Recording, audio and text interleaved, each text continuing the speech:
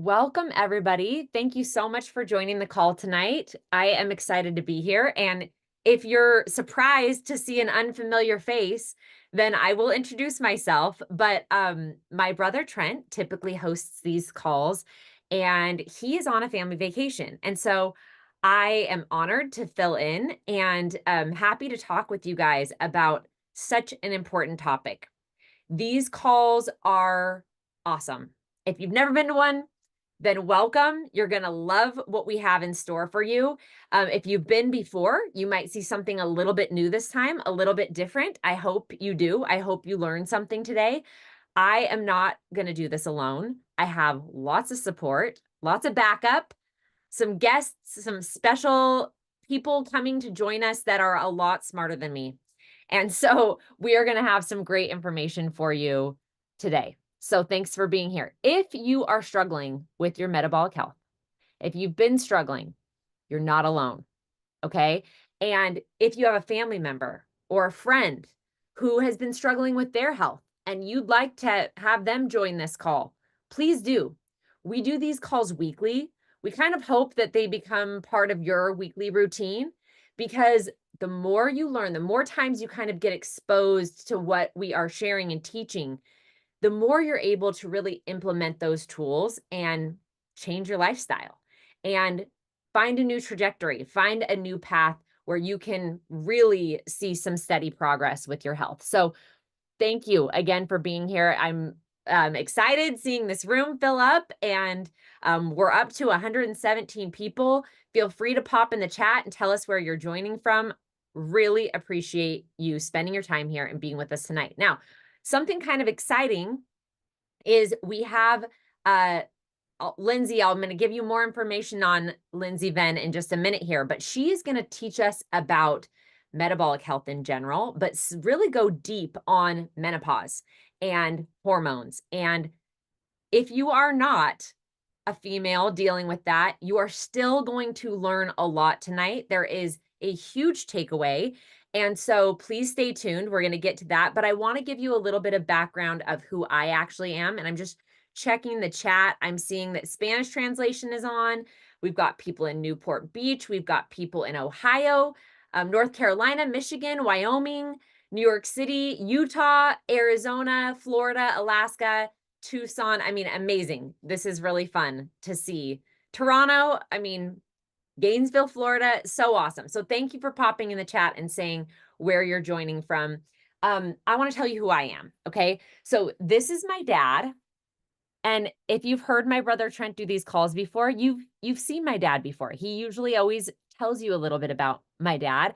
And the reason that I want to start by introducing myself this way is, first of all, I'm proud to be his daughter, but also my father, when he was at the age of 58, was diagnosed with colon cancer. And this just completely caught us all by surprise. It was the last thing I expected to hear about my dad. My dad was not like a sickly person. I never thought of him as having, health issues. And when I first heard this diagnosis, I just thought, well, of course he's going to beat this. He's so young. He has so much life left to live. My kids were really young. And, you know, as I went down the path of trying to figure out what we could do to help my dad, it really came to light for me for the first time. And I'm embarrassed to say how unaware I was of how poor his health was. And I just didn't realize that the fact that he had psoriasis, a skin disease, autoimmune disease, he had high blood pressure and high cholesterol, and he was constantly battling his weight. He was always on another diet. The fact that he was, struggling all the time with gut health issues and saw so many things reflected in so many aspects of his life because of that. I just didn't realize that all of those metabolic issues were warning signs shouting at us to say, hey, things are not going well internally. And now I know things that I wish I would have known before, things that I think very possibly could have saved my father if I would have known. and things that I wish I would have seen as precursors. And so once you learn all of that, it's hard to unlearn it. Once your eyes have been opened to what can happen, what side effects of one medication can lead to another medication, and that whole path, once you've seen it, it's hard to unsee it. And my brother really went on this mission of how do we, it's too late for our dad, but whose dad is it not too late for? And is that you? Is it your sister? Is it your friend? Is it your mother or father? And I am so grateful to know that we have so much more power than I ever thought before to, not be doomed to genetic issues with our health. Very often there is so much we can do. And so this is really, even though that's kind of a sad story to start with and to tell you guys, to introduce myself, this really is a message of hope. And I'm excited to talk to you guys about what we have in store because there is so much possibility. And in fact, I'm going to start out by giving us a little bit of hope by telling you guys a pretty incredible story. I'm going to talk to you about Sarah. I'm going to actually bring Sarah on as a guest right now. And Sarah, let's see here. I think I just need to, there you go. Are you here with me, Sarah? Awesome. And I'm going to ask you to unmute. Okay. Okay. So I have a couple questions for Sarah, and I'm really grateful that Sarah was willing to join me today. Sarah's somebody that I've known, actually, that I live in the same area as Sarah, and I've always looked up to her. And she's just this incredible woman who, from my view, seemed to be in fantastic health and raising her beautiful children and just living life to the fullest. And so Sarah, I'm not going to steal your story. I'm actually going to ask you. So can you tell us a little bit, Sarah, where were you at with your health prior to finding the Feel Great system? Absolutely. Thanks. So yeah, I felt like I was in great shape. Actually, I was, let's see, this health journey for me began at the end of 2022. I went for my annual physical. I felt like I'm going to get a pat on the head and then good job and out you go. Because I'm a runner and I stay active and I don't know, I just felt like things were great. And he sat me down and said, your blood work is terrible. Your cholesterol is so high. And I have real concerns about it. And I want to put you on a statin. And kind of like Brittany, my dad had a different issue, but when he was 69, he suffered a heart attack.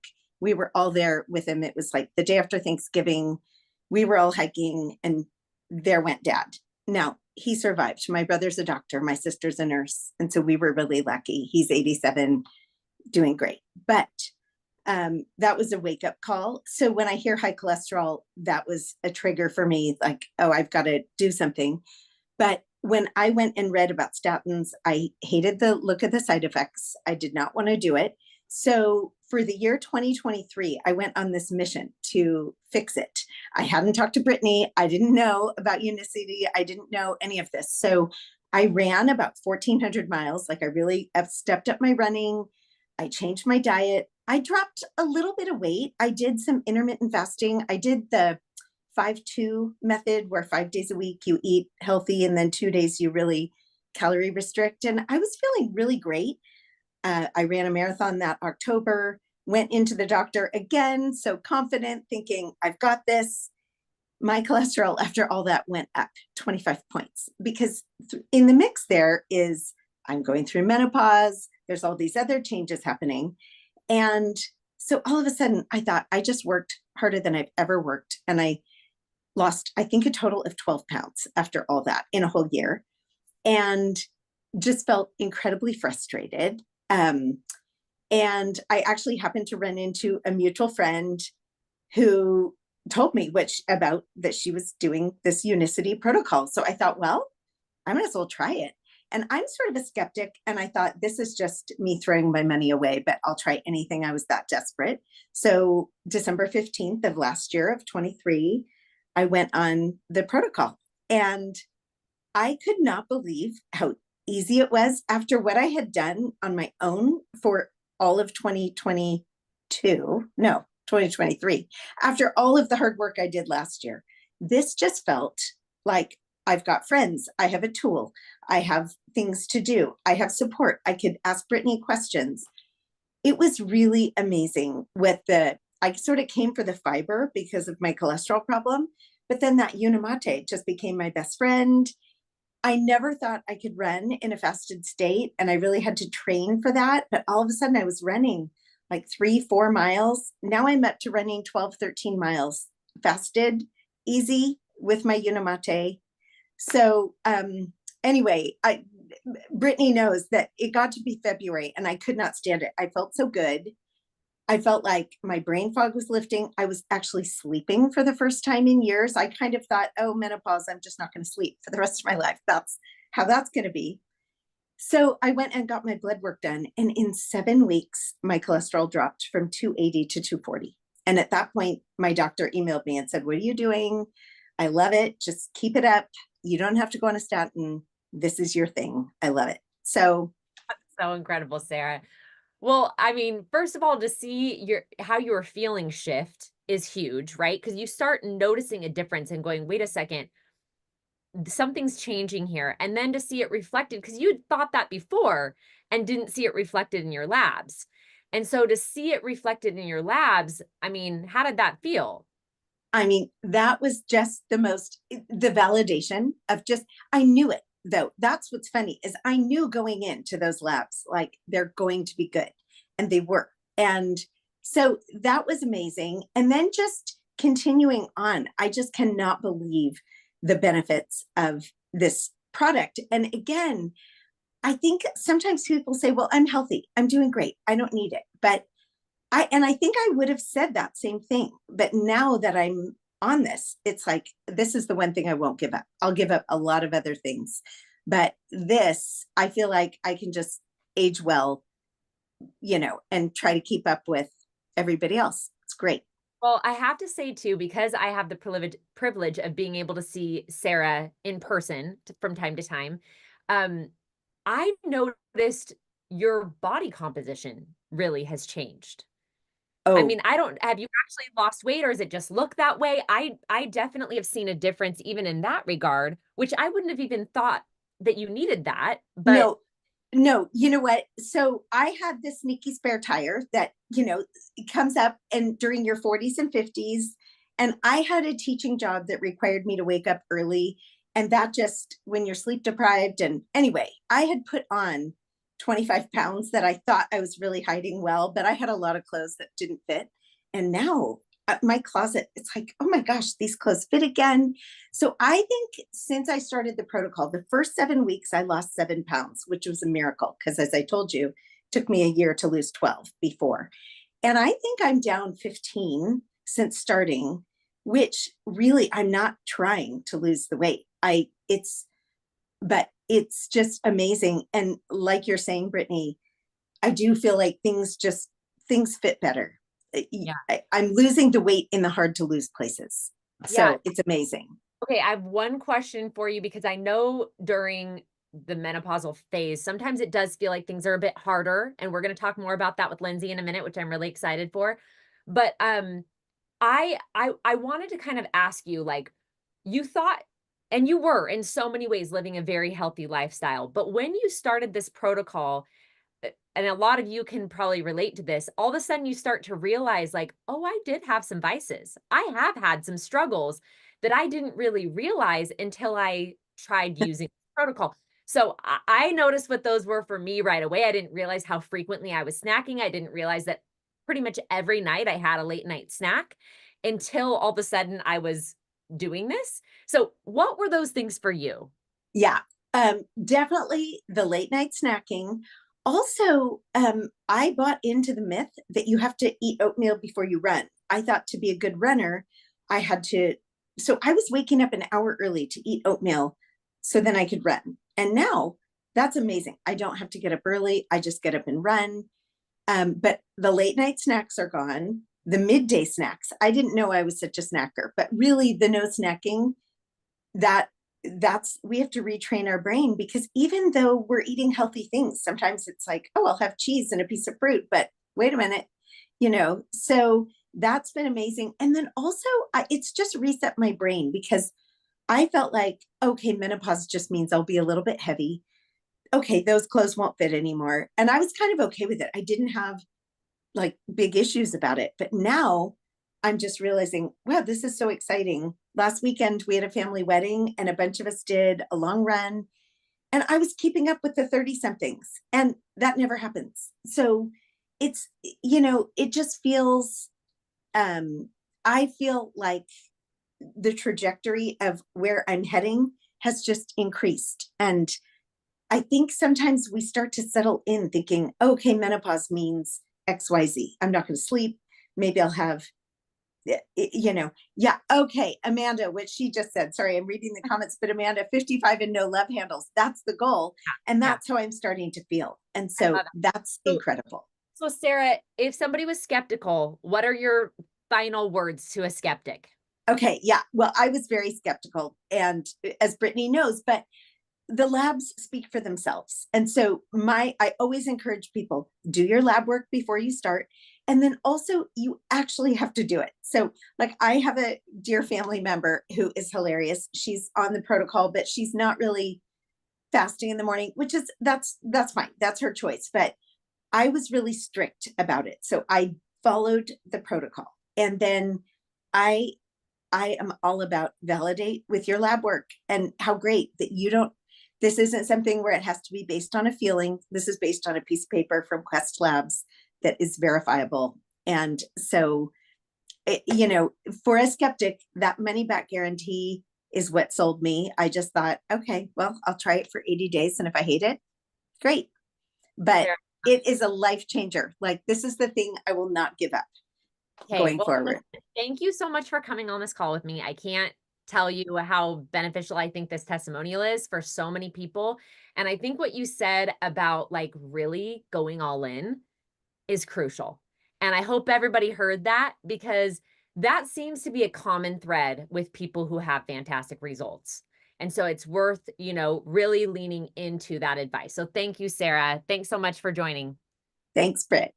Okay, and now I'm about to introduce the next person. I know I'm bringing people on and off, but I've got to get to this because this is going to be the best part of our call, where we talk to Lindsay Venn. Now, Lindsay Venn is a PA. She is top of her class. She is the best of the best when it comes to metabolic health, understanding hormones, really the deep work of that specialty. Okay. And she's a registered dietitian. She has lots of training, but what's crazy is she's kind of found her own path. She works with her clients one-on-one. That's something she can explain to you as she's talking of where you can actually find her. I refer people to her all the time because I know that they are going to get better results if they're working with her. She really is something special. And um, Insulin IQ is a group that she's part of. And I've learned so much from there, so much from Lindsay. I am so grateful that you're willing to come on here. And I cannot wait to hear what you have to teach us today when it comes specifically to female hormones. And so I'm going to bring you on with me and you can just take it away, Lindsay. I Right. actually I just make you the full host? I think I can. Oh, Um, I oh, think wait. Or maybe I can just minimize myself. I just don't want to be on here with you. I want you to take the full. oh, Okay, just I'm going to remove my own spotlight. I think that's how I do it. Okay, there you go, Lindsay. Thank you for doing this. you're welcome. Thank you for gonna make me tear up. Thank you for the kind introduction and welcome everybody. I am going to attempt to share my screen here. I've moved so many different locations in the last little bit that I'm gonna hope technology keeps up with all of my movements. So like Brittany said, today we're going to focus on menopause. I'm excited too, because I will tell you the majority of my patients are menopausal women, and they are such an acknowledged, underserved population and so miserable. And so it's really great to be able to make this the highlight of one of our calls and really dive deep into what it all means. So insulin resistance and menopause. Oops, I'll go right back there. So you can find me, like Brittany said, Insulin IQ. What a wonderful resource. If you want a cheap way to have access to me and my wonderful team, go to insuliniq.com.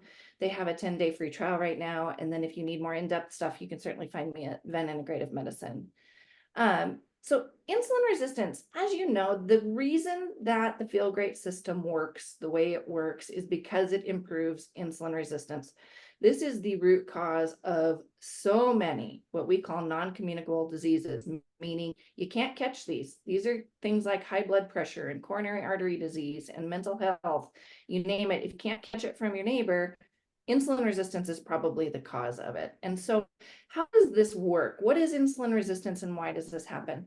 Well, insulin is this lovely thing that works just like a key over here in a lock that allows glucose to get into the cell.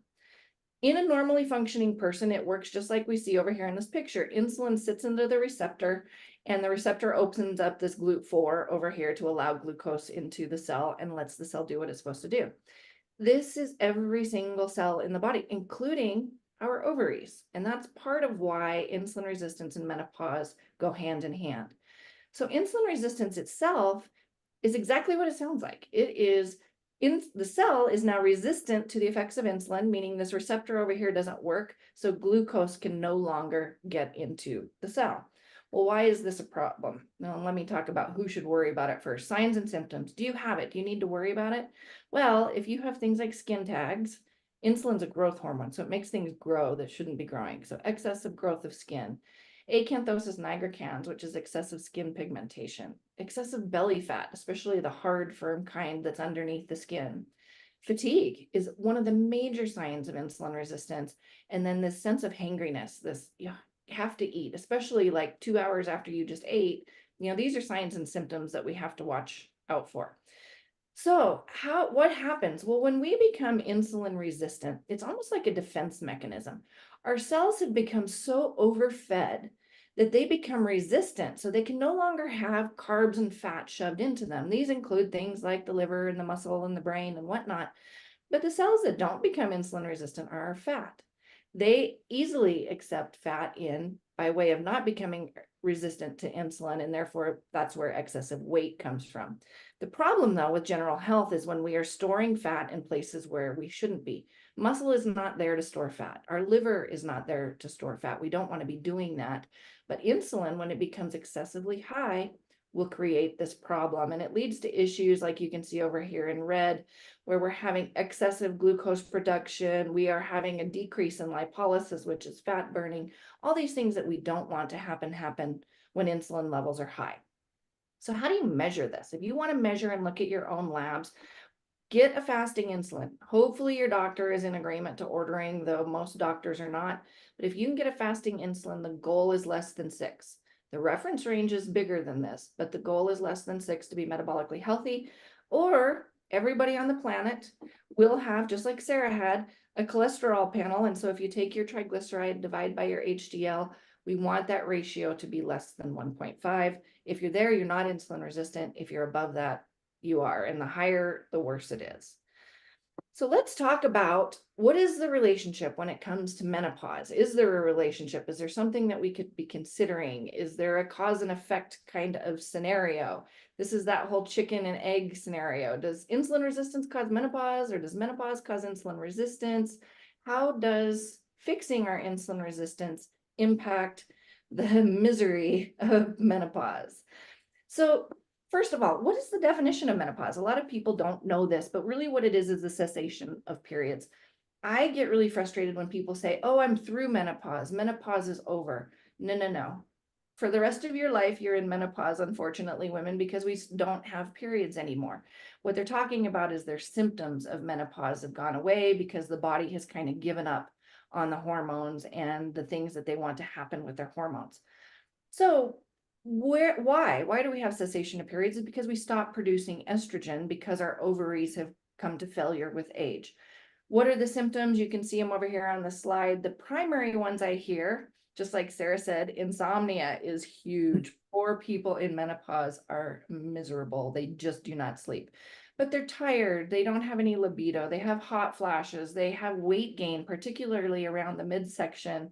I love her little sneaky spare tire analogy because it is so true. If you're in menopause, this fat tire or this spare tire sneaks up on you for sure. Brain fog, all of those things 100% happen when it comes to menopause. But I also like to point out that a lot of these symptoms are very, very similar to PCOS.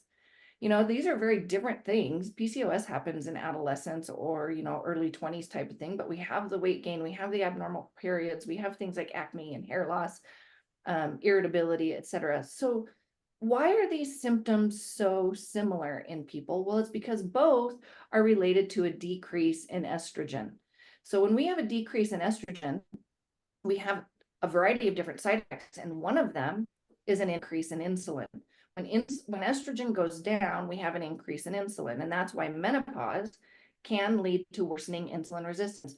Women who have been metabolically healthy their entire lives can become insulin resistant because of menopause. The reason that insulin, so back to the chicken egg thing, you guys that have heard me talk before, also high insulin, because it shuts off the enzyme aromatase, we now have low estrogen because we're not converting our androgens to estrogens. And so the chicken and egg question is both.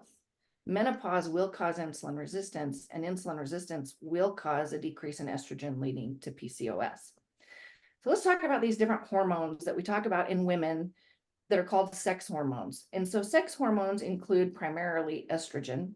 There are three forms of estrogen in the body. There's estriol, estradiol, and estrone. Those are the three main ones that we talk about. Estradiol is the primary hormone when it comes to all of these different symptoms. It is the one that functions the most to do the female things that we want to do. A lot of the symptoms here are listed again in a different form. We then have progesterone. Progesterone is actually primarily excreted after we ovulate. And so what happens when we stop ovulating? We have a decrease in progesterone.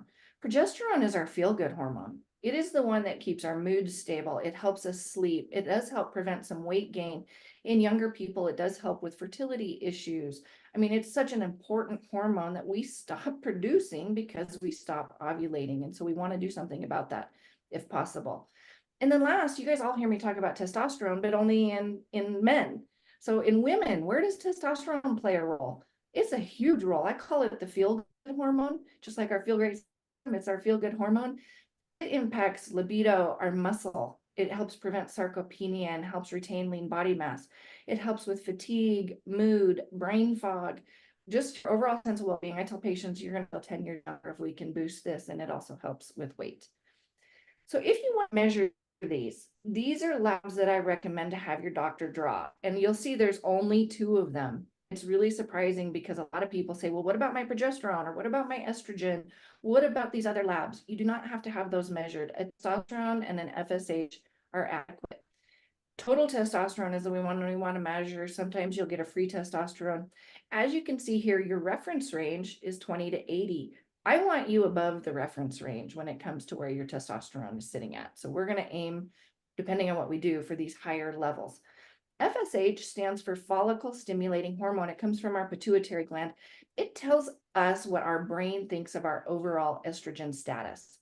Estrogen is not supposed to be in the blood. That's not where it's doing any good. It's supposed to be in our breast tissue and our vaginal tissue, in different tissues, including our skin, that helps with some of that crepey stuff that we get older. Estrogen is supposed to be in those places. So we don't care what estrogen is in the blood. We actually care what your brain thinks about your estrogen status. As you can see here, an FSH greater than 21 means that you are peri or postmenopausal. The higher the FSH, the lower your estrogen. They are inversely related, and it's a great measure if we're trying to evaluate what we're doing when it comes to augmenting your estrogen. During perimenopause, this number can fluctuate drastically. I've seen people go from 5 to 50 in a week or two. It's really hard to interpret, but if we get any value greater than 21, that means you're peri or post-menopause. I do not measure progesterone simply because I've measured so many progesterones and they have not done me any good. Everyone's number stays about the same no matter how much progesterone I give them. So I tend not to measure this number. You can certainly measure it if you like. The 17-hydroxyprogesterone is probably, or I'm sorry, 17-hydroxyprogesterone is probably the best one, but to me, it's a waste of your money. It's not going to provide much value in what you have going on. So what can we do? We want to make these things better. And so we're going to talk about how and why and to what extent things like the Feel Great system will help. LCHF stands for low carb healthy fat. A lot of people say that means high fat. It does not. It means healthy fat. So those can certainly help. Supplements can be extremely effective in managing our symptoms. It may not change your lab values, but it can help with some of your symptoms. And then I really like to help women with bioidentical hormone replacement, which can come in the form of pellets, creams, or troches. Pellets are great, but if you have been in menopause for more than 7 years, don't start there. Creams are great because they're extremely consistent. They're effective. We can customize them. Some women just don't like to apply them. Troches are a little less consistent, but they're effective and customizable. And then progesterone, I am so thrilled. The only thing the pharmaceutical companies have done that I approve of is turn bioidentical progesterone into a pharmaceutical grade thing. So our insurance will actually cover it. I love giving progesterone to women. They sleep better, they feel better, their mood improves. It's a great thing to be able to help them with. So I want to talk about the benefits, and I want to pull some of the Ozempic stuff into this as well, just so you guys have an idea. Things that happen when we age are things that happen when we lose hormones. We get osteoporosis, we get sarcopenia, we get brain fog and cognitive decline. We get things like urinary incontinence and, vaginal atrophy. We get the crepey skin. We get all of these miserable things that poor women should not have to go through, but we get to go through. All of these things happen because of loss of hormones, aka aging. Ozempic is going to decrease your amount of bones. We want to avoid those, especially in menopausal women. We want to avoid those things. The other thing that Ozempic is going to cause problems with is loss of muscle. The Feel Great system doesn't have this impact. And so that's a really good reason for menopausal aged women or perimenopausal aged women to really focus on Feel Great rather than some of these GLP-1 agonists. Optimizing hormones, though, is going to help with all of these other little things that you see over here, our cognitive, our cardiovascular. Estrogen is extremely cardioprotective. If you have a risk of cardiovascular disease, it's extremely helpful. It helps with our sexual health. It helps us maintain pelvic floor function again, things like urinary incontinence and vaginal atrophy, our crepey skin. It actually, if done right, is preventative when it comes to breast cancer. There's lots of dogma, and I love to point this out to women. The dogma of low-fat diets, for example, we've all been told do not fast, eat multiple times a day, 6 to 11 servings of grains per day, all of that dogma. Well, about the same time, we also had the hormone replacement causes breast cancer. Same thing, they did it wrong. They had somebody kind of manipulate the data, and therefore, I just want to know if you have it done right, you will be preventing breast cancer. And then lastly, and most importantly, you can improve your insulin resistance by adding a little bit of estrogen back in. Again, we don't have to do this with hormone replacement. There are some supplements, and we're going to go over those in a minute. Contraindications: who should not be working on improving their hormones, whether it be through HRT, hormone replacement therapy, or through different supplements. If you have a personal history of breast cancer, you do not want to be doing things to boost your estrogen or progesterone. If you have a personal or immediate history of the BRCA gene, you don't want to be doing these things. If you want to help symptoms, you need to make sure that you work with a well-versed provider, because most providers are not. If you are trying to get pregnant or trying to conceive, you do not want to augment your testosterone. Again, the estrogen, estradiol and estriol are the important ones to focus on for cancer and stuff. And then if you have an intact uterus, even if you want to go on estrogen, you have to go on progesterone. If we give estrogen without progesterone, it will lead to things like uterine cancer or ovarian cancer. So you have to have what we call unopposed estrogen, meaning we're opposing it with a balance of progesterone. So what can we do if you guys want to do some of this on the side? Some recommendations when it comes to supplements. DIM is an excellent, excellent supplement when it comes to reducing hot flashes, vaginal dryness, all the things that happen with menopause. DIM is fantastic, 150 milligrams per day.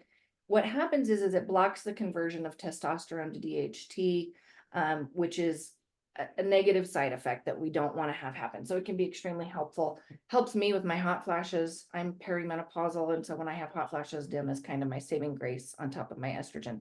Be aware that it can turn your urine red because the flavonoids in it. It's made from broccoli and kale. Boron is a mineral that I really like that helps to free up the amount of testosterone you already have. And so there's different globulins that bind to testosterone. Boron helps to lower those. So 6 milligrams a day, it's extremely safe mineral to take. Maca 1,500 to 2,000 really helps with libido and other sexual complaints. Hops is a wonderful thing for insomnia, as is 5-HTP, which can also help with mood. Omega-3s are always helpful. And then there is a supplement called 7-keto-DHEA. I've watched testosterone levels in women improve with this.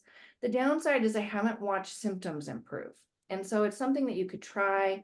Maria Emmerich, who's a guru in intermittent fasting and low carb stuff, really likes this, but anecdotally, I always just tell women to use it with caution because the numbers go up, but the symptoms don't tend to improve.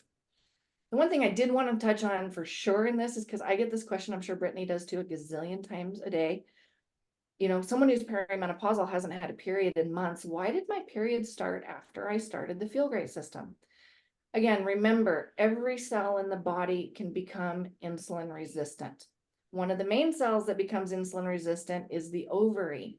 If we improve the insulin resistance of the ovary, it will start to function again. It will start to excrete estrogens and progesterones and help you feel better, but it will also lead to reawakening of your uterus, leading to spotting or periods or whatnot. And so my advice here, and I put on here, if you are peri or recent onset menopause, this is completely normal. If you are in late menopause and you start to have periods, this is not the Feel Great system doing this. There is a risk for uterine cancer there. You need to go to your doctor. If you've been in menopause for more than 3 or 4 years and you start to have periods, I would say you need to go to your doctor if they restart. It's not the Feel Great system, it's something else. So what do I recommend? Again, if you want to do HRT and you want to do bioidentical, I'm a great resource for that. I do not recommend synthetic hormones. I really do not recommend oral hormones, meaning that you swallow them. Other than progesterone, it's fine to swallow. Estrogen and testosterone, if you swallow them, are hard on your liver, and they're not absorbed very well. You don't really get very good results from them. So make sure you use a topical form. Above and beyond that, what can you do? Well, you can do the LCHF. You can follow some intermittent fasting or time restricted eating, incorporate Feel Great. Women, especially in menopause, need to be doing resistance exercise. Absolutely need to do some form of this. We are so at risk for sarcopenia. Manage your stress, get good sleep. Hopefully we fix the sleep in menopause. Consider the supplements and consider the HRT. So if you want to reach me, here's how you can, the insuliniq.com or Venn Integrative Medicine. I do consider myself to be a hormone and metabolic health specialist, so I'm always happy to help. So, there you go. Amazing, Lindsay. Oh my goodness. Okay, I've got to remake myself the host, I think. There we go. Okay, so Lindsay, I mean, you just covered a lot for us there, and that is most definitely something. If you personally can't benefit from that information, there is probably a woman, a mother, a sister, a friend, a cousin, somebody who would absolutely eat that up and love to understand that on a deeper level, what's going on for them.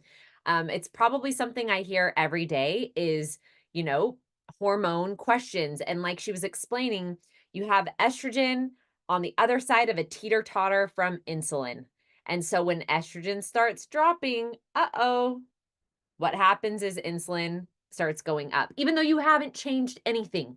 Like you're still doing what you were doing before.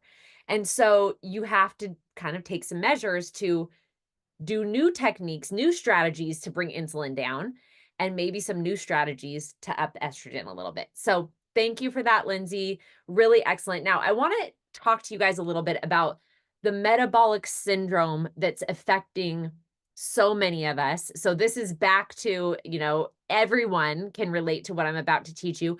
But I also want to make sure you guys know that as excited as I get about this, it's not just me. I want to give you guys some proof that this is really working and that this is really helping people. And so I'm going to ask for everybody's help in just a few minutes here. Not yet, but in a few minutes, I'm going to ask for some help. And I also want you to know that if you have questions for Lindsay, I'm going to bring her back on at the end and do a little Q&A. So feel free to, hold your questions to the end and you'll have a chance to ask. And I'll make sure that Lindsay has time to give some answers there at the end. And she'll also answer questions in the chat as she sees them. So you can put stuff in there now. what I want to talk to you about, I'm going to share my screen. Okay. So I want to talk to you guys just briefly about the problem that we have, right? So we had a study done, this was several years ago, that showed us that only 12% of Americans were metabolically healthy. There's been a more recent study. I don't have my slide updated, but the most recent one I heard was that it's only 7%. So this means if you're in a room with 10 people, 9 out of 10 of them are struggling with their metabolic health. And if we look at specifically diabetes and pre-diabetes, that's 40% of our population. That's a huge amount of people. It's basically half of us, okay, are struggling. So if you are struggling, again, you're not alone. This is a massive problem. It's a problem in children. It's becoming more and more prevalent. The heart health is a major problem that's becoming more prevalent. I mean, that's been the number one cause of death for many years, and it still is, even though it's our most prescribed medication. So, what is metabolic syndrome? How do I know if I have it? If you can say yes to 2 or more of these little bubbles you see here on the screen, then we know that you're dealing with metabolic syndrome, okay? So you can look there and see, okay, do I have an issue in any of these areas? The symptoms, I'm not going to go through these because Lindsay already kind of went through them, but these are a lot of the common symptoms. So why is this happening? Why is it so prevalent? Well, the first thing to point to is the modern diet, right? We look at our fruits and vegetables, they're bigger and sweeter than ever. We look at what we drink, it's juices and sodas. We look at, the foods that we have in the grocery store, everything is processed. Everything is been modified, and with the intent of really keeping us eating as much as possible. It's a smart move by the food companies, and this is kind of what they've done. They looked at a piece of bread. Let's go backwards on this slide. They look at a piece of bread and they go, okay, here we've got a piece of bread that's made from a whole grain. But when you have fiber intact in that grain, it's very filling. How can we make it so that instead of having one piece of bread, you could easily eat 4? Well, if we take the fiber off the bran or off the grain, and we're left with just the starchy, fluffy white stuff that you think of when you think of flour, well, then it's not very filling anymore. And the same thing is true with our fruits. I mean, if you take an apple in its whole form and you juice it, on one side of the juicer, you're going to have fiber and pectin and all kinds of stuff. And on the other side, you're basically just going to have sugar water, the carbohydrate left on its own. But of course, that's not the way that nature intended that we consume carbohydrates. In nature, all carbohydrates come packaged with fiber. Even sugar, we think of sugar, it looks like this table sugar, right? But that didn't come that way in nature. It came packaged in fiber. When we think of a grain of rice, we typically think of the white fluffy stuff, but it has been processed. The bran has been taken off. The germ has been taken out. And so our food is starchy and it's carbohydrate heavy. And this is a perfect recipe to make us feel hungry all the time. And not only are we feeling hungry all the time because our foods are not as filling as they once were, but we also, around the same time, were given the counsel that to keep our metabolism going, we should eat frequently. We should have 6 small meals. Many of you, maybe you can pop in chat and say if you're one of the many people who have been given that counsel. I was. You got to eat 6 small meals. You don't want your metabolism to slow down. You got to eat consistently. You couple that with the fact that food isn't very filling. Hey, it's easy. You bet I can snack all day, no problem. Well, this leads to a plethora of problems. And I'm going to explain why it leads to all these conditions. But as this persists, as we continue down this path of having this be the way that we are eating, the pattern that we're eating, we are seeing more and more prevalent all of these metabolic issues here. Okay. So what can we do about it? I'm going to pull my whiteboard over because this is how I like to show things. And I'm pretty sure it's not backwards for you. Hopefully it's not. This is what happens. Most of us, we wake up in the morning and we eat whatever we eat. Okay. So if you're on Feel Great, then you might not be doing this, but prior to Feel Great, or most people, they wake up, they have their coffee with cream and sugar, or they have a piece of toast or a bowl of cereal or a bagel or their oatmeal, or, you name it, you pick your breakfast food. Right from the start of the day, you spike your blood sugar. Well, what goes up must come down. And so just a couple hours later, we find ourselves hungry again. So we have a handful of this or a bite of that, and then we have our lunch. And then again, we're having a crash. And it's kind of a long time between lunch and dinner, right? I mean, if you eat lunch at noon and you don't eat again till 7 or 6, that's so many hours. So surely we can't be expected to not eat during that period. So we might have a protein bar or a granola bar or a shake or a soda, another coffee, a Coke, something, right, throughout the afternoon. And then we have our dinner. And then are we done for the day? If you're anything like me, you're not done for the day, because you got to eat a little something else before you go to bed, right? So you have a little extra bite of something, and then finally you go to bed. And hopefully this is going to come down while we sleep. These are our blood sugars spiking and dropping all day long. Now, when there is sugar in your blood, your body excretes a hormone called insulin. Insulin comes from the pancreas. And so insulin comes into play. And right as insulin starts putting these sugars away and it starts to drop off, oh, we ate again. And then we had another snack and we ate again. And insulin never had a chance to come down because we were constantly snacking and eating all day. And so we kept insulin elevated almost all day long. What happens over time when we're having our 6 small meals and biting and snacking on things and having a sip of this and a handful of that, when we keep our insulin elevated over time, our cells stop responding to the insulin. They stop listening because insulin's always there. Insulin's always giving our cells a signal. Open up, I have energy for you. And so our cells essentially are just bathing in this insulin. It's like a fish that doesn't even know it's in water. It stops responding. So even though you have insulin there shouting, hey, cell, I have energy for you, it's not getting energy into the cell. And so if you're diabetic, you may know that what do we recommend you do from the doctor? Give you more insulin, because if insulin gets loud enough and big enough, then eventually the cell is going to have to listen. I always kind of compare this to my teenagers, who I tell them to clean their room, but unless I raise my voice a little bit, they don't always listen, right? That's kind of what's happening with the cell. You have to get the insulin has to get louder. Well, this is a problem because now we have so much insulin in our bloodstream. And when insulin is high, we cannot burn our fat, okay? We can't burn it. So even if you have some excess fat to lose, you can't get to it when insulin's high. And so if you would like to burn some of that fat, and if you would like to have some of the benefits of not having elevated insulin, because I showed you on the previous slides, all of those symptoms that come from elevated insulin, and they're not fun. Nobody likes them. So we need to become insulin sensitive. We need to do the opposite of insulin resistance. And that's really where the Feel Great system comes into play.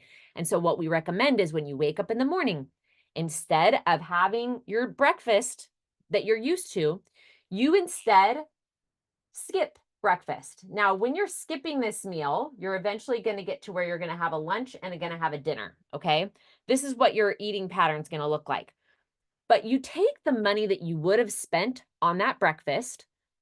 Let's think. I mean, if you drive through and you get a beverage somewhere, it's hard to get a beverage these days for under $5, let alone a full meal, okay? So let's call breakfast costing you $5. Take the $5 that you would have spent on breakfast, and instead you're going to purchase the Feel Great system, okay? The Feel Great system is a 30-day supply with these 2 products, okay? So you're going to wake up in the morning, and instead of having breakfast, you're going to use one of these. You're going to start your day off with your Unimate. The Unimate, as you know, is a concentrated version of the yerba mate plant. Has very high levels of chlorogenic acid, makes you super sensitive to insulin, gives you steady, focused energy, is a mood booster. It's fantastic. And there are some significant studies showing how impactful Unimate is instead of just skipping breakfast with water. It actually matters.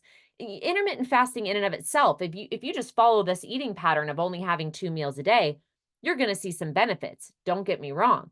But if you want to maximize your results, and if you're going to do this anyway, you might as well maximize your results. You will when you're sipping on Unimate. Unimate also kind of curbs the cravings for carbohydrates and sugars. It kind of calms down that dopamine receptor that wants the instant fix, okay? So you can have your second Unimate before your meal. I often do that before your not right before, but like an hour before I have my lunch. Or if you find yourself really snacky in the afternoon, you might have it between your lunch and dinner, okay? So I'm getting about 16 hours at least of my fast here. And then before my heaviest meal of the day, I'm going to mix up this packet of fiber, this balance. I'm going to do it in about 8 ounces of water. I highly recommend that you shake it up quickly in cold water and just chug it down. You want to have that right before you take your first bite of food. Okay. So the Unimate is sipped. The balance is chugged. I often have a Unimate before my workout, so I drink that one a little bit quicker. But my second Unimate, I really, really spread over time, okay? The balance is chugged. So why do we want the balance? What's going to happen? You know, fasting has all kinds of benefits, not to mention that the Unimate does some extra things I'm going to show you. But fiber is fantastic for so many reasons. I want to show you, let's see here. I'm just going to show you a quick list of the things that fiber does for you. Makes you feel full longer. It naturally balances cholesterol. It makes you sensitive to insulin. It controls your blood sugar. It helps with digestion. It feeds gut microbes and it gives them diverse different things to eat. So you're strengthening an army of different gut microbes instead of just a couple. Most of us eat the same fruits and vegetables all the time. So you're always feeding the same gut microbes. This has fiber that I do not normally eat. So I'm getting diversity that I wouldn't get otherwise. It also helps naturally lower triglycerides and it restores the leptin signaling. The leptin signaling is the hunger hormone. And when we aren't feeling like we have that hunger hormone telling us when to stop eating, that can cause to overeating, okay? So I'm just going to share my screen, just finish this up quickly. But while I'm doing this, while I'm finishing up this last part of this presentation, if you have been using the Feel Great system and you feel that you have experienced measurable results, will you pop into the chat and just share what results have you felt so far? And don't exaggerate. You don't need to embellish. I really just want the honest truth of what you have experienced so far. I want to show you that there are clinical studies proving that this decreases blood sugar. This is a study done on balance, which was this study was done before a waffle breakfast, which we don't recommend, but they did do this study to see what would happen and saw a 34 to 37% drop. That is huge. If you're somebody who is having to jab yourself with an insulin pen to get your blood sugars down, and instead you're going to take this fiber, that's life-changing. I'll drink this down any day before sticking myself with a needle, okay? Huge, life-changing. The Unimate has been proven to increase your GLP-1, which is why you don't have as much of the food cravings and the food noise gets shut down. It increases your GLP-1, your body's production of GLP-1 by 60 to 70%, okay? Now, I want to just briefly go over this. When you first start the Feel Great system, it is very common to have some of these symptoms. They should only last a few weeks. It's common to feel lightheaded or have headaches or muscle cramps. That probably means you need some electrolytes. It's common to feel kind of weak. It's common to have frequent urination. It's common to have heartburn, some stomach grumbling, or some gas and bloating. All of this will subside. But if you've experienced this, you're not doing anything wrong. There are some little tweaks we can make to make this more comfortable, but just stick with it. It's going to get better. Because once you become insulin sensitive, this list is what you can expect. And rather than reading this list to you, I'm actually going to read from the chat of some of the things that people are saying they are experiencing from the Feel Great system. 6 months off blood pressure medication, down 55 pounds, 46 inches, better energy, vertigo gone, inflammation reduced. Oh my goodness, Renee. Sleeping better. Incredible. Wow. Cholesterol. Delana says cholesterol is down 76 points. Scale victory, down 60 pounds. Holy smokes. Dinah says she was a type 2 diabetic. Now she's a pre-diabetic. Her thyroid was inflamed and she couldn't swallow pills, and now she can swallow pills. Wow, that's an incredible victory. Okay, 11 weeks in, Rachel says, lost 19 pounds, increased energy, no restless leg syndrome, no cramps, no cravings. Husband lost 23 pounds, significant decrease in headaches, increased energy, cholesterol now in normal range, blood pressure lower. I mean, you guys, are you seeing this? Shirtless Eddie said he went from 7.8 A1C to a 4.9. Oh, that is so great. Keith lost 40 pounds, can walk and hike 5 miles a day. That's so cool.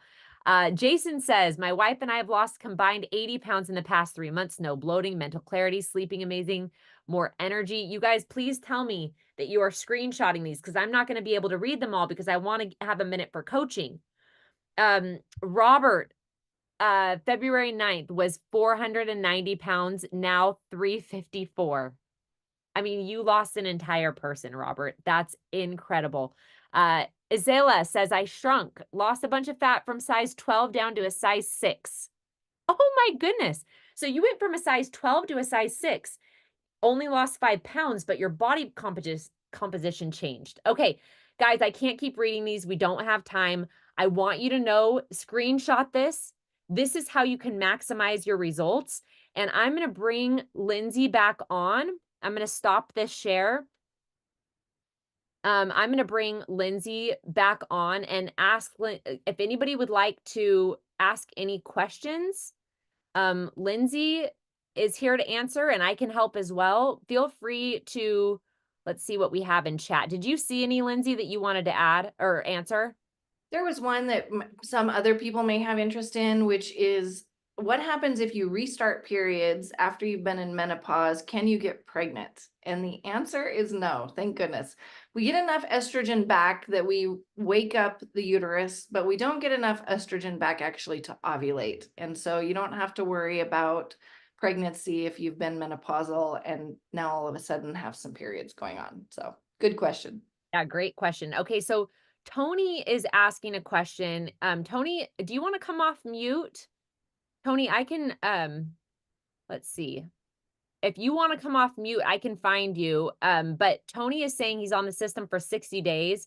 Sugar getting high all the time, even though I'm fasting. Is that normal? How would you explain the roller coaster of blood sugars, even when we're fasting, Lindsay? So early on, it's very common to have a dumping of what we call glycogen, or our carbohydrate stores are being dumped. And so that's okay temporarily. You know, we anticipate it to last anywhere from a few weeks to a few months. If it goes beyond that, you certainly want to be seen, but it's not abnormal at all. It's dumping out that baggage of carbs. Okay, that we've been storing for probably quite a while, right? We got to unload it somewhere. I always think about that. If your blood sugars are elevating and you haven't eaten, it's got to be coming from storage, right?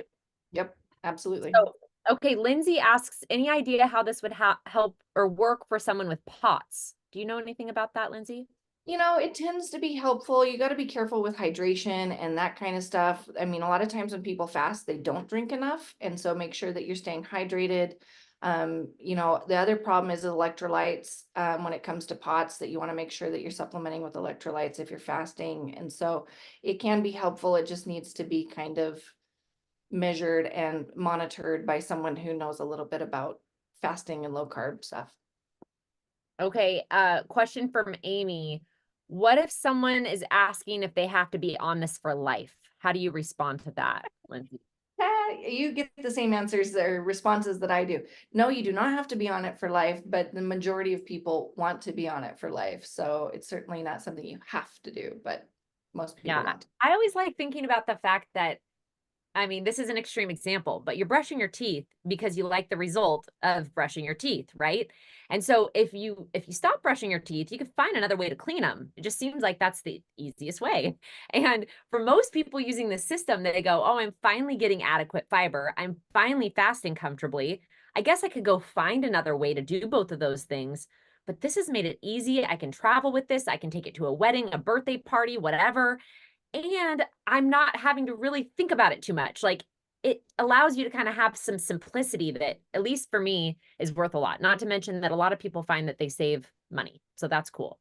Another question that somebody's asking is, when people say that their cholesterol is genetically high, can they still see benefits with the system? For sure, because typically triglyceride is not a genetically high thing, and the triglyceride to HDL ratio is what we're most worried about. People with familial hypercholesterolemia is what you're talking about. I really recommend you get a CAC score. And if you're at 0, you don't have to worry. Do your best to fix that triglyceride to HDL ratio and get it below at least 1.5, but optimally below 1. Okay, and this is the last one, and then we're going to sign off because I'm already a minute over and really got to be like Trent and respect everybody's time. So Randy says that he's always going to be insulin resistant. Is that true? Can we address that? No, you will not, if you do the right things. The Feel Great system is amazing. Let me just kudos to Feel Great. If you are severely insulin resistant, you also have to flex that fasting muscle and follow a low carbohydrate diet. And 100% it can be reversed. So Yes, I love good it. news. I actually put that on my little tips to maximize. If you're struggling or you feel kind of stuck, use these tools to help you cut some carbs. Try going to 50 carbs a day or even less if you can. And if you really need help to monitor those carbs and figure out what the right plan is for you, that's another thing Lindsay can help you with. So hit Lindsay up. Okay, you guys, thank you for being here. What a wonderful call. Really appreciate all of your participation, and I hope you guys have a wonderful evening. Come next week.